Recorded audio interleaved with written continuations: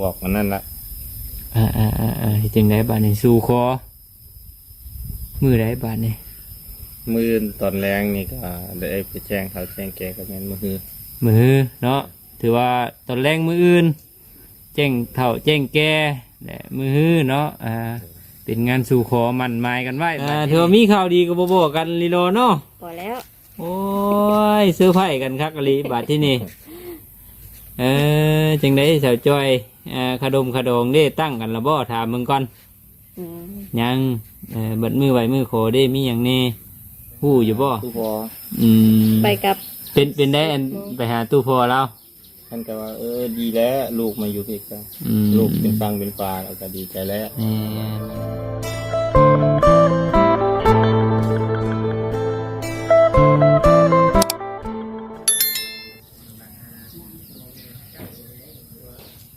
โอเคพี่น้องเนาะกราบทักทายสบายดีสวัสดีก็พอพี่น้องFCกันเบิดสู่หูสู่คนพี่น้องเนาะอย่างนี้ก็ยิ้มดีต้อนรับเข้าสู่ช่องของมาเวียดบ้านเฮาคือเก่าเนาะวันนี้ก็เดินทางขึ้นมาทางด้านบ้านเทือนซานสาวจอยสาวแต้วเนาะพอดีว่าเบิ่งในคลิปด้วยบุญพี่น้องเนาะเห็นทางครูบาเพิ่นลงมาหาแล้วพี่น้องเนาะเป็นยังไงพี่น้องเนาะตอนนี้กลับบ้านกลับช่องแล้วบ่หรือว่ายังอยู่นี่บ่พี่น้องเนาะเป็นยังไงดิเนาะพี่น้องเนาะไอ้เพิ่นมารอบนี้เนาะมาสู่ขอสาวจอยเลยบ่หรือว่าจังไดพี่น้องเนาะจังไดก็เดี๋ยวเบาเวียดพาพี่พาน้องเข้าไปโอ้ไปร่มถามไทยเบิ่งน้ำกันพี่น้องต่อเนาะมายามนี้ก็เงียบพี่น้องมิดหมอยอยู่ได้พี่น้องเนาะคนไปให้ไปหน้าบ่ละละช่วงนี้พี่น้องปะพี่น้องปะถามไทยเบิ่งน้ำกันเนาะปะพี่น้องเนาะพี่น้องทุปิดสมอยมือนี่เนาะพักเงียบนี่ทุยังบ่ตาจมยังอยู่นี่เอาเลยมาแป๊บเดียวใจแล้วแหละเนาะโอ้ยสบายดีสบายดีสบายดีเนาะป้าโทได้พบเจอตัวจริงระบาดที่นี่เนาะเห็นในโทรศัพท์โทมาเบิ่งก่อนเด้อบ่ตาเด้อบัดที่นี่เนาะเฮ้ยฉันสาวจ้อยไปทางไหนฉันผู้นั้นซักเครื่องตากเครื่องโทเนาะไปอย่ามานั่งก่อนนะเนาะพบเจอตัวจริงเดี๋ยวก็มานั่งก่อนได้ไหมเนาะโอ้ลงมาคือสิมีข่าวดีแล้วบัดที่นี่เนาะ อย่างนี้บ่ได้กลับง่ายบ่บัดที่นี่บ่ได้กลับเลยแหละอยู่พี่เลยเอาแล้วฉันก็มีข่าวดีแล้วฉันเนาะกูใหญ่เพิ่นตัดคอขึ้นเขียงเลยแหละอยู่พี่เลยเอาเลยคือว่าชัดนายบาดนี้เป็นเคยนะเป็นเคยพี่เลยบาดนี้ถือว่าโอ้ล้มกันเรียบร้อยแล้วล้มละล้มผู้ใหญ่เพิ่นละบอกมือบอกมันนั่นละจังไดบาดนี้สู่คอมือไดบาดนี้มือตอนแรงนี่ก็ได้ไปแจ้งเขาแจ้งแกกับแม่นมือเนาะถือว่าตอนแรงมืออื่นแจ้งเฒ่าแจ้งแก่และมือเนาะเป็นงานสู่ขอมั่นหมายกันไว้บัดที่นี่งานมั่นมีอย่างนี้ฉบับที่นี่ทั้งนี้ก็มีตั้งแต่เฮ็ดฮีดเฮ็ดคลองธรรมดาเล็กๆน้อยๆหมูน้อยแล้วเนาะแต่ว่าขดมขดองได้จะอ้ายถามมึงก่อนนะว่ากันแล้วบ่ยังพันนี่ก็เพิ่นสุดแล้วแต่ผู้ใหญ่เพิ่นเนาะเพิ่นเท่าใดก็พากันซ้อกันหากับเมียคือเก่าแหละมากับเขาเรื่องเขาเล่าเลยได้พี่น้องเนาะถามเรื่องขดองแล้วแหละ ถือว่าขดองยังบ่ทันเว้าเนาะแต่ว่าที่แน่ๆนี่แม่นมือไหวมือโขได้จะเพิ่นเว้าแล้วบ่ยืนไหลว่ามือเฮ็ดหินนี่แหละมือที่นี่แต่เก่าก็ยืนเนาะมียืนน้ำโป่งน้ำและพี่น้องเลยแต่ว่าที่แน่ๆต้องได้ไปถามต้องไปบอกเพิ่นก่อนเนาะทางผู้ใหญ่เพิ่นฮู้มาแล้วฮู้เบิดแหละโอ้โธ คือว่าห่วยเนาะเมื่อบ่ได้แล้วบัดนี้ เป็นได้จะอยู่พุ่นกับอยู่พี่ ก็คือกัน คือกันเนาะแต่ว่าอ้ายเนี่ยอยู่บ้านไหน อยู่บ้านทบก บ่บุกอ๋อขึ้นกับเมืองหยังบ้านนี้ เมืองทัพบาท เมืองทัพพระบาทบ่ได้ เป็นกับแข่งบริคำไทย บ่เคยได้ยินเลยเนาะ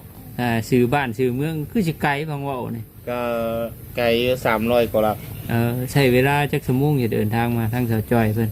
7-8ชั่วโมง ป้าว่าตุถ้าว่าบ่แม่นฮักแท้นี่มาบ่ฮอดรถแท้ๆแนวนี้เนาะ แผลเป็นเพศระยะทาง มาพี่จอบยอดแยดอยู่เว้ยว้าตัวหน้าขาวเด้อบาดที่นี่เนาะโดยสบายดีมานั่งเฮี้ยงกันเบิ่งดูหั่น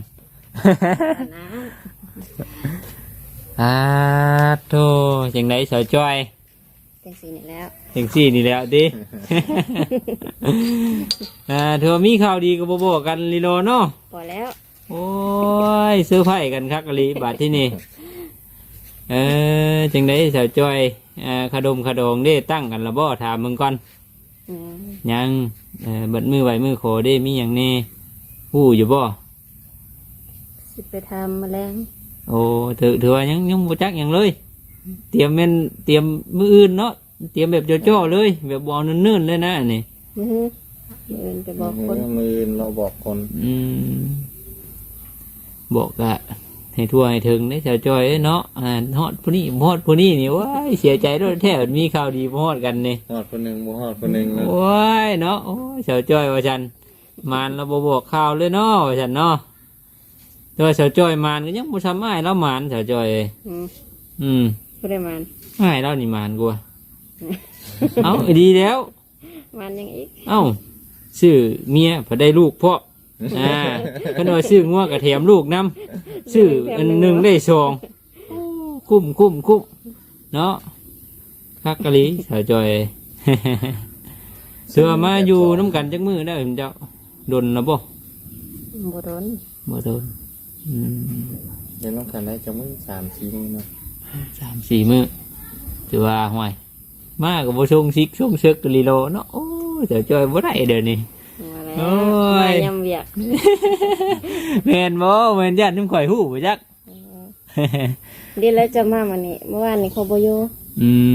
วานนี่ไปใช้วานนี่ รับนา วันนี้ออกดำนา มันนี่ก็ว่าสิไปอยู่แต่มันนี่ขึ้นโคก โอ้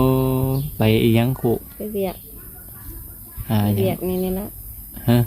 ไปเวียกนี่ละ เวียกหยังอีเวียกนี่ เนาะข่อยก็บ่ฮู้นำแล้ว บ่เบิดนี่กว่า เวียกหีดข้องนี่นะ แต่ว่าทั้งทพ่อเพิ่นได้ฮู้แล้วพ่อบอกเราแล้วบ่เรียบร้อยเบิดแล้วเนาะ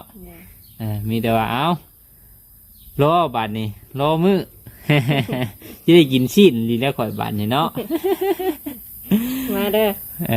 ฟังเบิ่งกันแหล้วคันบ่ได้ดำให้ดำหน้าเนาะน่ะมือก็ยังดำอยู่ ดำกัน เข้าขี้เมียงหาก็ขึ้นแต่ให้หน้าก็พอดีมาถ่ายคลิปเลยมื้อนี้ อืม บ่ได้ออกมาเวียกพอดี แล้วบ่ โอ้ยหากำลังดำมื้อนี้อยู่น้ำบ้านแม่เฒ่านี่หากำลังแล้วเมื่อวานมื้อซื่นนี่แล้วก็ดำอยู่นะเจ้าของแน่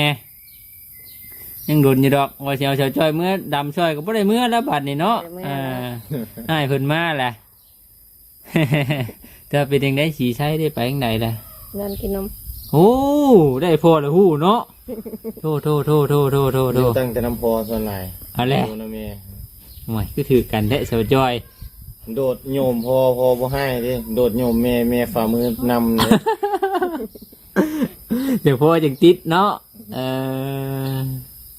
แน่ท่านพี่น้องเอ้ย อันนี้ครับลูกวนหลายพัดให้ บ่คือค่อยบ่ให้เนาะ ห่วยเราเมื่อยอะเนาะ เจ้ากำลังมาอยู่ใหม่ เจ้ากำลังมาอยู่ใหม่คือว่าแล้วบาง ตั้งแต่มือมาลูกก็เข้าหาเลยเด้ บ่ย่านเนาะ จับหา คือว่าแล้วลมกันก็โดนเติบเนาะเพิ่นก็สิเห็นหน้าเห็นตาเรื่อยแล้วก็สิบ่ย่านแต่ว่ามาโดโลดห่วยยังเพิ่นได้ล้มกันเทื่อนี่บ้าข่อยว่าพูดแล้ว มื้อบ่ให้อุ้มแล้วมื้อที่2มาอุ้มเนี่ย โอ้หักกะลีเนาะเป็นได้เฉยๆความรู้สึก ใครก็เก่า ให้กว่าเก่าคิดอยู่บ่ว่าอ้ายเราสิมาหาแต่กี้ บ่ บ่คิดเลยเอจังไดเนาะบัดเราสิมารถแน่บ่นั้นเว้าปี2ปีบ่ฮอดบาดที่นี่ แต่ว่าเลี้ยวนะลงมาหาให้สัญญาเด้ว่าเลี้ยวนะแล้วจังค่อยสิลงไปหาไปเบิ่ง เป็นอะไรก็ได้เนาะ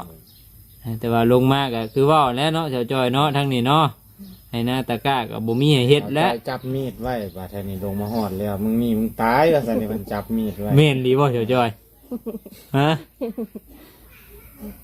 ฮะโอ้ โหดแท้วะคูไว้เลยนะเดี๋ยวนี้เจ้าหนีเจ้าเซ็ตรถดิ โอ้แต่เก่าเราไม่ได้นั่นนะเจ้าจอยเนาะอันนี้คิดโหดแท้ว่ะ พอแล้ว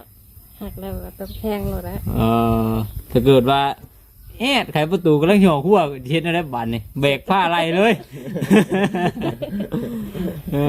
ขู่ไว้แล้วนะเนาะเจ้าหนีเป็นเจ้าบรอดรถแท้ๆว่าฉันแต่ว่าขั้นสิกลับก็กลับบ่ได้บัดนี่เนาะเพราะว่าผู้รักผู้ใหญ่เพิ่นทู่แล้วเด้เพิ่นบาปเพิ่นไม่ใช่โทษแล้วก็โยกยิ่งนักแล้วบาดนี่ เนาะ เนาะ เมื่อแล้วอยู่พี่แหละอยู่พี่ก็ มวนอยู่เนาะ ได้ เงียบดี เงียบดี อยู่ทางบ้านพุ่นบ่เงียบแต่มันนองเสียงรถกับตัวแฮงนองเสียงตู้เสียงเพลงกับตัวแฮง นั่นแหละ สบายธรรมะธรรมโมในสบาย ธรรมะธรรมูนี่กันนี่แหละ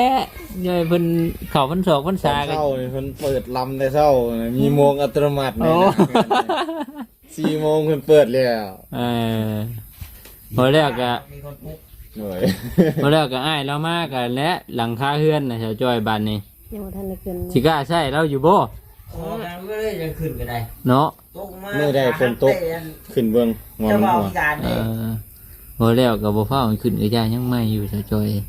เนาะขึ้นไปพลาดหลังคาลงไว้ได้ได เป็นเคยครับ เลี้ยงลูกยังบ่พอเลี้ยงพ่ออันพ่อมาซั่น ได้ผู้ว่าพิการแล้ว บ่เป็นหยังดอก แต่ว่า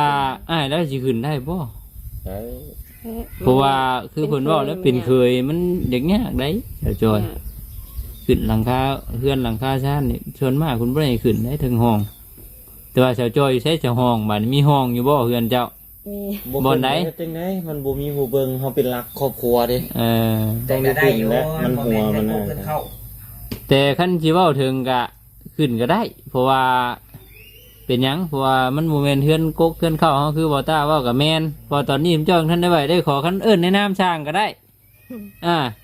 แต่ว่าเพื่อนพวกเพื่อนเข้าอ่ะมันมีเครื่องห้องเครื่องเปิด กันสั้นเฮาก็ไปกินข้าวอยู่เฮือนป้าพุ่นแล้วเฮาก็กลับคืนมาขึ้นหลังคาเฮามาตั้งแต่พุ่นเป็นสร้างมาขึ้นหลังคา เอาสร้างขึ้นมาเห็นสร้างขึ้นมักเลยว่าจ้ะ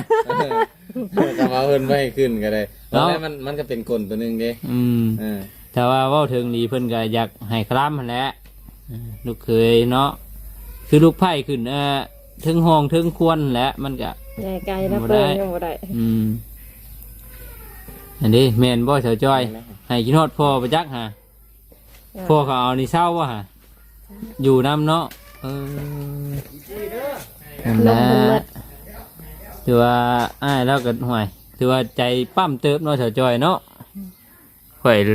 เห็นในคลิปบุญแล้วเนาะกับได้ยินบ่จิตเพิ่นเว้าแน่ตอนแรกก็ได้คิดว่าบ่จิตเว้าเล่นพอเบิ่งว่าอ้ายเรามาดีบัดที่นี่บัดนี้ก็ถือว่ามีแต่หามือและเนาะเฉาจ้อยเนาะไปบอกผู้ใหญ่เพิ่นแล้วก็แม่นแล้วบัดนี่แต่ว่ามือไหวมือขอนี่บ่ได้มีเงินมีหยังบ่จ้ะก็สิพอแต่เท่าแก่นี่แหละ ประมาณเท่าพอเท่าแก่ล้านนะเนาะ 3 ล้านปลาย ฮะ 3 ล้านปลาย ป้าตุเก่ ก็ ง บ่ แท้ ฮู้คือสิประมาณนั้นเฮาได้ยินแว่ว แต่เก่าเนาะคือว่าแหละแต่เก่าในล้านหาช่วงข่อยก็ล้านหาแต่ว่าบัดนี้แต่ละบ้านเพิ่นเอิ้นบ่คือกันได้ บางบ้านก็ล้านห้าบางบ้าน2 ล้าน2 ล้าน5บัดที่นี่มันก็บ่ได้จบเท่าในเงินบัดนี้บ่จบเท่าในล้านห้า2 ล้าน5ได้ ๆบ่จบ บัดนี้ค่านั่นค่านี่เพิ่นอีก หลายอย่าง ค ย่างที่ได้น่ะมีติดไว้จักหาล้านเอาหาล้านนี่เขาสามารถ มื้อนี้ก็ไปจ่ายแล้วได้คำชื่อแล้วบ่หมูชื่อน้ำไผ่อันนะ อยู่โกกพุ่นละ ขึ้นไปอันนั่นบ่ตัวใดหมู เอิ้นให้ที่เราไปเอาให้ลุงพาลุงไปเอาให้ นั่นแหละถือว่าเอาอ้ายแล้วมากก็ดีมุกดีใจน้ำบัดนี่มันจังสิได้อยู่ผู้เดียวโศกเศร้าเงางอยเนาะแต่ว่าพังง่ายแล้วก็กับสีใช่คือสิมากอยู่ผู้นี้เนาะอยู่น้ำได้นั่นแหละเต็งได้จ้ะแต่ว่าขะโดงชิมเจ้านี่ยังไม่ได้เว้ากันเนาะถ้าถามผู้ใหญ่คนแล้วคนว่าเนี่ยแหละก็ว่าแต่เก่ามันก็แล้วแต่ครูเบาสาวที่สาวจอยเรื่องขะโดงนี่ให้บ่ทันได้ปรึกษาเพิ่นแต่เก่านี่ก็ขึ้นกับครูเบาสาวแต่ว่ามันก็บททุกคนเนาะว่าฉันซะพี่น้องเลยแต่ว่าซะข่อยนี่มีแต่ครูเบาสาวเอากันนะครูเบาสาวเอากันแหละก็เอาพ่อแม่ก็เอาตามนั่นแหละมันบ่น้อยเกินไปบ่หลายเกินไปก็ฮับได้ก็ฮับตามเลยแกจะเอากระดองจะเท่าไรข่อยนะ25 ล้านถอกมาดอกบ่ถอกบ่เบิดยังข้าง5 ล้านกับคำส่งสลึงถอกเท่าไรแล้วเจ้าก็ไล่เบิ้งเลย25ถอกเช้าว้าถิวเนี่ยสำนั่นแหละเจ้าจอยมันตามเขาบ่มี20 ล้าน25 ล้านประมาณนั่นแหละแล้วก็มีงัวมีหมูนี่2-3 ตัวนี่แหละหมูกะแต่งแล้วบ่เรียบร้อยบ่แล้วค่อยนะแต่ว่าเรียบร้อยก็คือบ่เรียบร้อยก็ยังเป็นหนี้บัดนี้เป็นหนี้ก็บ่ได้เป็นหนี้พื้นผู้ไกลดอกเป็นหนี้เจ้าของนี่เอาค้ำเพิ่นก่อนนั่นแหละแต่ว่าเอาเฮ็ดแล้วแล้วก็สบายบัดนี้มีแต่ว่าหาเงินหาคำแล้วก็มันก็บ่ได้ผิดคลองคือเจ้ามาอยู่น้ำกันนี่ก็ถ้าเกิดว่าเขาอยู่โดนไปนี่ทั้งบ้านทั้งเมืองบ่ว่าแต่บัดนี้ทั้งหูทั้งตาบ่เห็นกันว่าเขาบ่ไหวบ่พอได้มันก็มีเลยชาวจอยแต่ก็มันก็บ่พายสิปุบปับรถดอกมันก็โดนพุ่นแหละเพิ่นก็เบิ่งเฮายังได้ครูนี่สิไหวสิโคอยู่บ่อยู่น้ำกันแบบที่บ่ครอบผีครอบสางบ่ประมาณนั่นแหละก็แนมเบิ่งเพราะว่ามันมุ้ยไผฮู้เด้แต่ว่านี่ใครอยู่ไวอยู่เนาะลงมาอยู่กัน3-4 มื้อแล้วก็สิได้มือไหวมือคอแหละจะยังให้ไวเนี่ยย่านเอาแห่งทุกข์ยากเป็นมามันยาก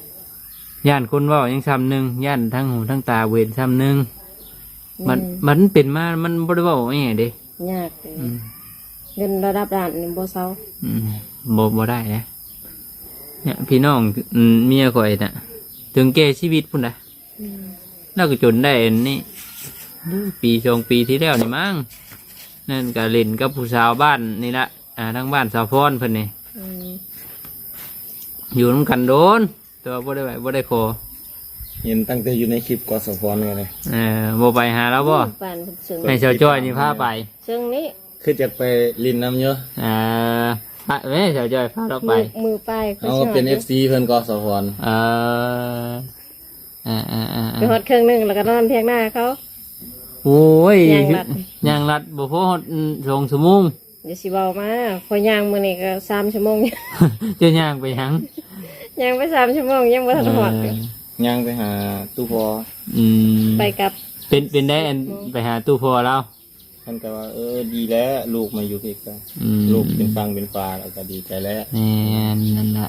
บ่จะโอ้ยคุยไปเอาได้หอยพอดีเนาะลูกเขยอันจับไม่คอดเนาะหอยเท่าใดแท้บ่เท่านี่ว่าจังบ่ว่าจังซั่นบ่ได้ที่สามีสาวจอยจับมีดอยู่เตรียมมีดพร้อมบ่ไม่ปกติแล้วจริงบ่ได้จับมีดไปโทรมา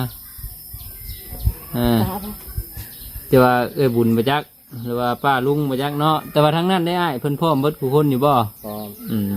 ต่างยังแต่ว่าเพิ่นมาบ่ได้ไกลขี่รถไกลบ่ได้ใช้เวลาหลายเนาะแต่ว่า10มาบ่ได้20มาบ่ได้ก็โจเนาะเป็นไปได้ก็อยากให้เฒ่าแก่เพิ่นและมานำน้อยเนาะพอเพิ่นรับผู้นำกันแต่ว่าเว้าถึงระยะทางก็ห่วยใช้เวลา 7-8 ชั่วโมงมันบ่ใกล้ได้พี่น้องเอ้ย300ไปครับเนาะถือว่า มันไปทางไหนอ่ะ คันว่าแม่นรถส่วนตัวก็ต้องแม่น6 ชั่วโมงค่อยฮอด อืมถือว่าใจปั้มขนาดอย่างมาหอดเนาะโอ้นับถือนับถือ มาอยู่เด้ขี่รถส่วนตัวนำผู้ใหญ่ขึ้นมานำอ้ายเพิ่นพามาลิน 6 ชั่วโมงฮอดเซโน เคยมาเล่นที่นู่นนี่เออ ทางใต้ไปควายเบิดแล้วทางใต้ โอ้ เพิ่นพาไปคอนพระเพ็งตัดปอกตัดความภูพระหมอกพระม่านวัดสะคอกสะแคะวัดภูมิโลงสีพันดอน โอ้ถือว่าไปมาหลายแล้วเนาะ สลายไปก็มีตั้งแต่แหล่งท่องเที่ยวเนี่ย อืม เพิ่นพาไปลินไปเบิ่งไปหาพ่อแม่ครูบาอาจารย์ไปลินน้ำปูสะสุดบ่ซั่นแหละ โอ้ ผู้ที่ว่าเพิ่นหาแต่เสียเนี่ย นั่นก็คู่อยู่เนาะแต่ก็บ่เคยไปหาเพิ่นก็เคยแต่เว่าแต่ว่าบ่ วัน ได้ นี้ ไป ได้ไปกราบเพิ่นแล้วก็ อันใด ปูสะสุดนะ บ่เคยได้ไป ปล่อยไป2 เทื่อ อืม ได้ไปกราบเพิ่น ยังไง มี จ้ะ ตั้งแต่ว่ามือเพิ่นเสียแล้วบ่ได้ไป อ๋อ บ่ฮู้เด้ เนาะไปถึงไหนนั่นแหละบัดนี้ก็มีแต่รอพังข้าวและบัดนี้เนาะมือไหวมือคอแล้วก็เฮ็ดจังไดบัดนี้สิพากันอยู่เฮือนบ่หรือว่าสิพากันไปเฮ็ดการเฮ็ดงานบ่ท่านและบัดที่นี่เนาะ หาเงินค่าดองช่วยกันนะ ฮะ เงินขะดองก็จักสิเท่าใดเนาะ ตั้งแต่ลุงผู้นี้แหละเพิ่นมาโอมาลมนำ อืม ยางกายไอ้นี่ อืม เงินมาโอมาลมนำ คันว่าขะดองคันว่าฮู้แล้วก็สิค่าอยู่หน่อยเนาะอันนี้ถือว่ายังบ่ฮู้เลยคันเพิ่นเว้า50 ล้านนี่ป๊อดตุ๊ ก็จักเสียวมาแต่ใส่แล้วว้ เนาะหงายหลังตรวจนู่นแหละ แต่ว่ามันก็เพิ่นเว่าเท่าไหร่เขาก็ต้องได้จำเป็นหายแล้วพอเขามาถึงขั้นนี้ไอ้เด้แต่ว่าคันเว่า50 ล้านเต็มที่ก็ให้ยืนแต่25 ล้านประมาณนั้นแหละแต่ว่าเพิ่นก็สิบ่ให้เอาเบิดดอกคันว่าเป็นคำบาทหนึง ค่าดองทางที่น่าจะบ่ฮอดพุ่นดอก แม่นเต็มที่ พราะยังเต็มที่ก็ประมาณมง 30ไปอย่างเก่งหรือว่า25ประมาณ10นี่แหละ อืม เพราะว่าหนึงมาก็เป็นสาวในห้างแน่ อืมห่วย สร้างครอบบ างเทื่ออันเพิ่นเว่าว่าสาวไม่ห้างมีลูกติดเป็นเพลงขะโดงเพลงได้ซะ เอ้าบ่เห็นว่าอันหยังอันเพิ่นเว่าในเฟซในหยังอะนะ สาวในห้างมหาเสน่ห์ คนอันจังไดผู้สาวชำน้อยนี่ขะดองชำหนึงสาวไม่ห้างขะดองชำหนึงเพราะว่าเอาแม่แล้วได้ลูกนํว่าซั่น ได้สองเด้งเด้ ซื้อหนึ่งแถมหนึ่งอะ แม่นซื้อหนึ่งแถมหนึ่ง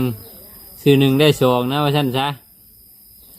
แต่ว่าจังไดก็ย่าเถาะเนาะแม่ห้างนั่งใหม่ก็บ่ได้ติบ่ได้ว่าติ บ่ปกติเฮากับพ่อห้างคือกัน โอ้เจ้าเคยได้ลูกได้เมียคือกันบ่ เด้อ เออ เคยสร้างครอบครัวมาก่อนแต่มันบ่เข้าใจกันก็เลยแยกทางกัน อืมเจ้า รื่องการ เจ้ามีลูกกี่คน สร้ เจ้าง ไว้อ่าฮะ เจ้ามีลูกกี่คน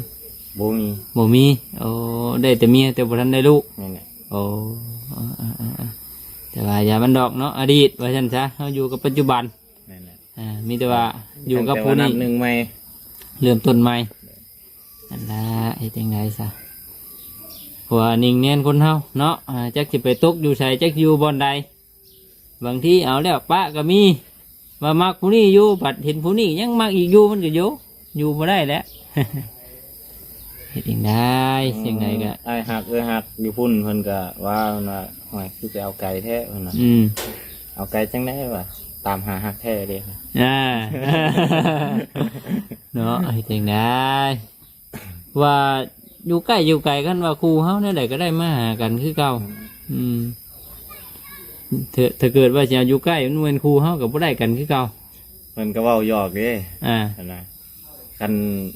บ่สมหวังแหละมาบวชเด้อนะกันบ่สมหวังก็สิบวชเลยแหละว่าบวชก็บวชอยู่หน้าเฮือนเราเลยแหละว่า โอ้ยเนาะบวชอยู่หน้าเฮือนเรานี่มันก็อยู่ได้จักศีลจักพรรษากันแท้บัดที่นี่ สิเอาผัวบัดนี้สิเฮ็ดคัดสิไปหายาปูก่อนบ่ อ้าวเนาะ บ่อยตื่นมาหุ่นกวดล้านวัดตาดอยู่ฉันเบิ่งลงนางเล่นน้ำเพิ่นก่อนลงปัดกวดช่วยเพิ่นก่อนว่าฉันเอาไปเอามาผู้บวชก็ได้ซิกซะแล้วบาดที่นี่ มานดึง เลยจ้ะนั่นแหละว่าหยอกว่าแซวกันดอกเนาะมีแต่ว่าเอามือไหวมือคอกันกะดีขึ้นมาอยู่เนาะพี่น้องเนาะ คันว่าบ่ติดธุระป้าปังอีหยังก็ได้คันว่าติดธุระป้าปังก็บ่ได้ขึ้นมาว่าซั่นซะว่าช่วงนี้มันช่วงให้ช่วงหน้าน่ะเวียกหน้างานเนาะ นั่นแหละยามให้ยามนา มาก็มาช่วงยากเวียกก็ดอกโอ้ยคือว่าหวยเว้าบ่ได้ แต่ แล้ว แล้วนาอยู่ทางพุ่น โอ้อยู่พุ่นเฮ็ดให้นายกันเนาะ นั่นแหละ ได้จักร้อยแต่ละปีอยู่บ่ ได้เข้า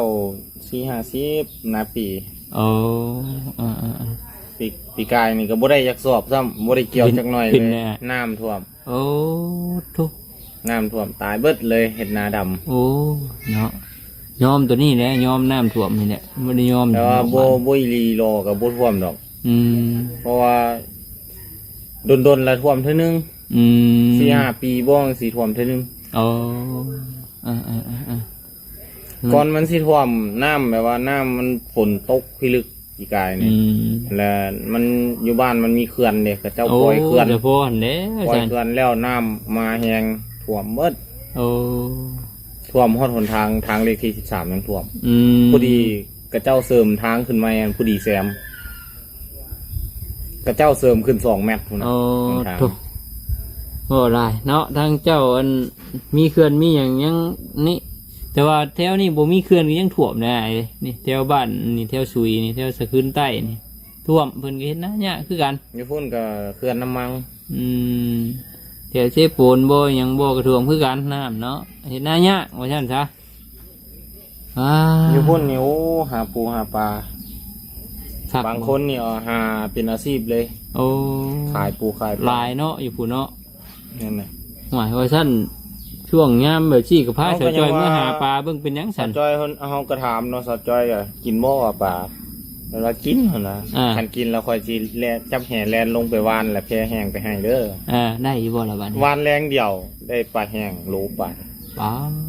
ทุกยุกแท้ปลายังอ่ะ ปลาไทยปลาไทยปลาคิราม ใครอยู่เนาะได้ปลามาต้อนเพราะว่าข่อยสิเอาปลามาต้อนเด้อบ่ใช่มาเป่าแล้วอีกแล้วเนาะฝากอันนั่นมาฝากอันอนุสิทธิ์มาให้ถือว่าร้ายเนาะอยู่พุ่นเนาะโอ้ถ้าว่าอยู่พี่เจ้าไปซี่ชั่วไปได้อยู่พี่ ก็แม่นแล้วจับเฮไปวาดลูกน้องเขาเจ้าในห้วยไล่เอาปลาตัวล้านหายโยขาสั้นไปดอกไปก็มีตั้งแต่เมียแล้วพาไปสิว่าโอ้ยผู้นี้มามีให้ลูกให้เมียพาไปมันก็บ่แปลกเด้อพี่น้องเนาะก็แนวเฮาบ่ฮู้ทินเด้ผู้ใดบ่ฮู้ทินถ้าเกิดว่าเจ้าสิไปบัดสิหายิ่งหนูผัดเครียดไปทั้งให้ทั้งหน้าเพิ่นเจ้าโอ้มาหาลักไก่ลักกามันบ่ได้เด้มันบ่เป็นทินเฮาไปฮอดเถียงนาก็เจ้ามานี่ก้อนว่าติบอก1-3 ล้านโนตายเด้พุ่นไหนพุ่นพร้อมเพิ่นบ่แม่นว่าสิเอาแต่บอกเด้เพิ่นเอาคนพร้อมเด้พวกมื้อนี่ก็เจ้าเพิ่นเก็บคืนหมดแล้วอาวุธตะกี้ก็เคยลิ้นแล้วบ่ลิ้นปืนขึ้นภูขึ้นผายิงสัตว์ฟังว่านี่สิมักหาอยู่หากินเนาะเจ้าก็เนาะนี่โดนก็ขึ้นเท่านึงใส่กระบอกใส่แห้วมันเป็นคล้ายๆครับงานอดิเรกนะไปตังไปลิ้นไปม่วนไปกินข้าวปลาบ่จังซี่ไปนอนข้ามคืนนึง2 คืนแล้วก็ลงมานะว้าวเพิ่นมาเว้าทางนี้นี่แม่นแล้วทางนี้เจ้าบ่ได้ขึ้นภูดอกทางนี้ภูนี่คือว่าแล้วภูกับภูพันเข้าเนาะภูแข่งบริคำไซภูเขาควายซ้ำสิขึ้นแล้วบ่เคยไปดอกข่อยก็ได้เคยแต่ได้ยินแต่ว่าทางนั้นนี่ชัดสาว่าสิ่งอาจจะยังหลายเนาะหลายแล้วบ่เพราะว่าเป็นป่าใหญ่ลงใหญ่ก่อนที่ลงมากับหาฟ้านหายังมาต้อนสาวจอยเพิ่นแน่มันดับมีก็ส่วนน้อยเพิ่นว่าเฮาบ่อยู่ดนก็บ่ได้เนาะขนาดนายพรานมืออาชีพจอมขมังก็ว่าแม่นยังบ่ได้เบิดปีได้หมูปลาดำส่งตัว3 ตัวแต่ว่าตัวเมียนนี่แม่นเห็นไอ้น้องเราสูงไปได้เท่าละ5-6 ตัวเทื่อ10ตัวเมียนไอ้น้องเราสูงเพิ่นไปขึ้นภูเพิ่นใส่แบบว่าเพิ่นใส่แบบคล้ายๆกับเพิ่นห้องอย่างก็แบบอันใส่นกคุ้มนะโอ้เก่งซิงบางคนก็ซิงใส่ซิงเอา อ้ มากับเจ้าเก่งเลยหมายน้องแล้วส่งไป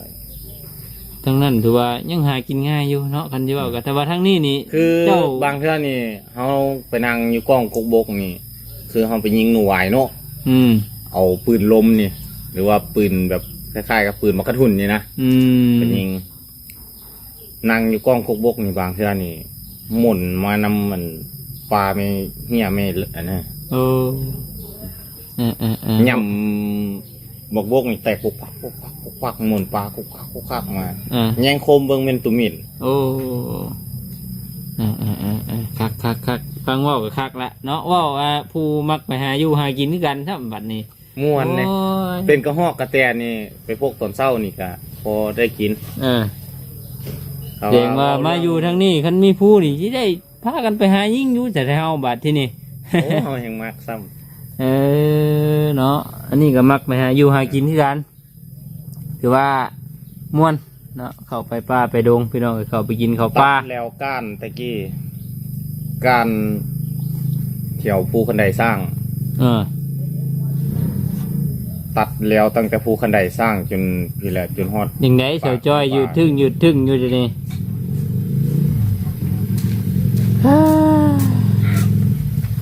พงไผ่นี่ผมชาวพลบ่ แต่มีเที่ยหนึงโมไปแล้วลงป่า14 มื้อทางบ้านที่กระเจ้าว่าตายแล้ว ลง14 มื้อ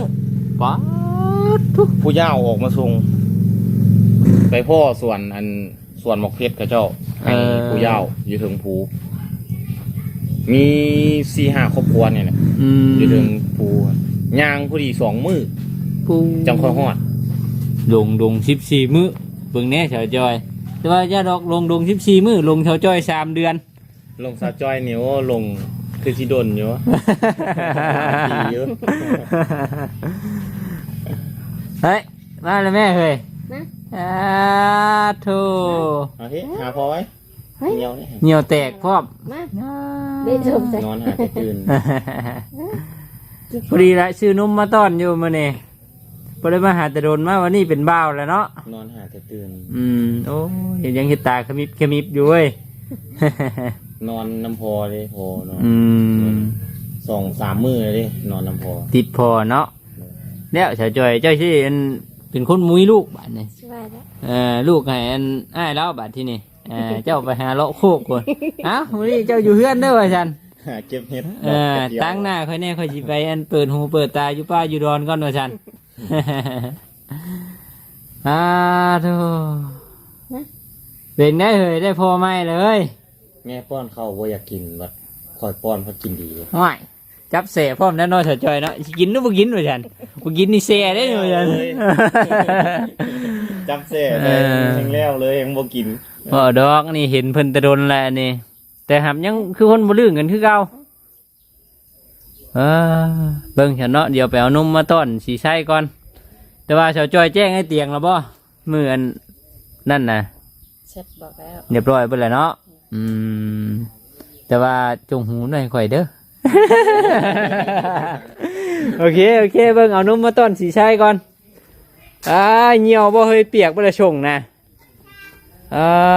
โธ่บังมูข่อยเด้อชาวจอยเบิดแล้วบ่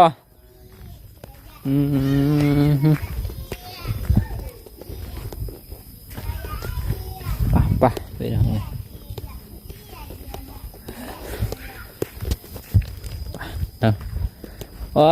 ผู้ใดเด้กินนมนี่เนาะบัดที่นี่ผู้ใดเด้กินนมนี่ตัวผู้ใดเด้กินนมนี่เนาะผู้ใดเด้กินนมนี่เอาบ่นี่ฮะเอาบ่นี่โอ้ยคือคนมาลืมกันแท้บัดที่นี่ จะเอาน้ำบ่าวไว้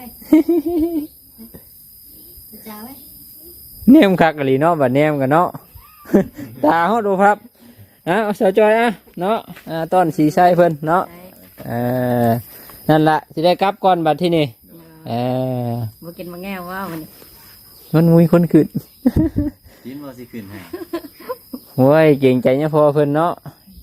แต่ว่าตั้งมุ้ยไปกินดีได้บ่ถึงกันเนาะดำหมดเลย มีอยู่ มีมื้อนั้นก็มีคนบ่ขึ้น ข่อยเพิ่น นั่นก็ขึ้นปั่นกับเบาไหลอยู่เจ้าของแหละเป็นผู้ขึ้นขึ้นเพิ่นก็เอาหอบใหญ่นึง ห่วยว่าฉันไปขึ้นไปยังเช้า ขึ้นก็ได้ขึ้นนะเดี๋ยวค่อย เธอจอยอนุญาตอยู่บ่ ขึ้นได้ ห่วยยะเจ้าจะใช่ผัวข่อยได้ว่าฉัน บ้านนะ ตะลุลูกมาจะรับผิดชอบบ่ว่าฉันเอาอีกแล้วเนาะข่อยเนาะ